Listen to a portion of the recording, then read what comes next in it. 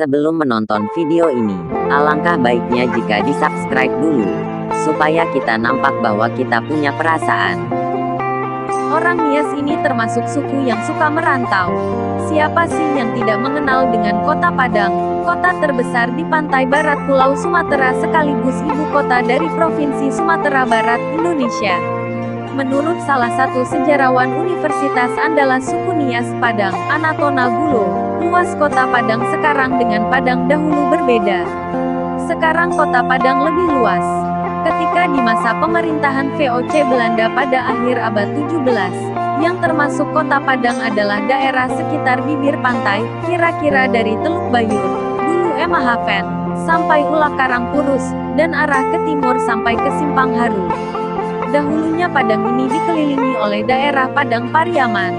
Pada tahun 1980-an, setelah adanya pemekaran, daerah yang di luar Teluk Bayur sampai Ula Karang dan Simpang Haru itu disebut dengan Padang luar kota. Oleh karena itulah ada istilah Padang kota dan Padang luar kota.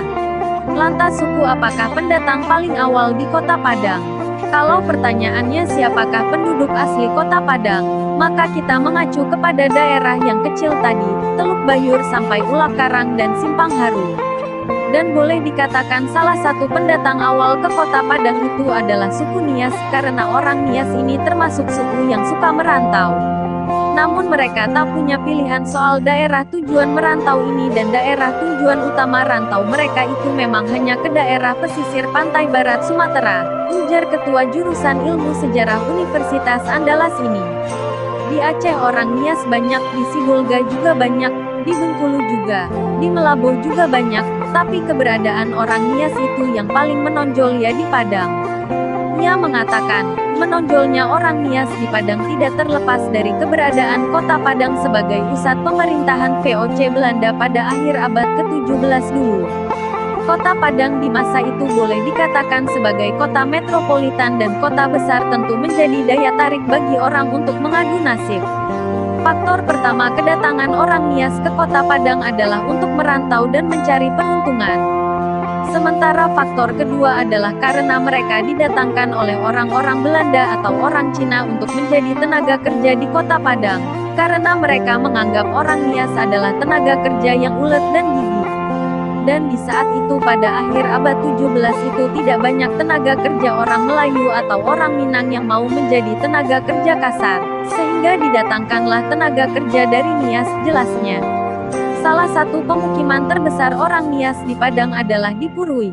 Nama Purui ini berasal dari bahasa Nias, yang dibaca Furui atau Furui, karena mereka tidak bisa membaca huruf P.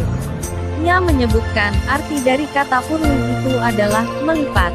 Jadi masyarakat Nias yang tinggal di sana sering melihat ombak besar melipat dan menggulung pemukiman mereka, sehingga terucaplah oleh mereka, di Furui Ita, atau dilipatnya kita.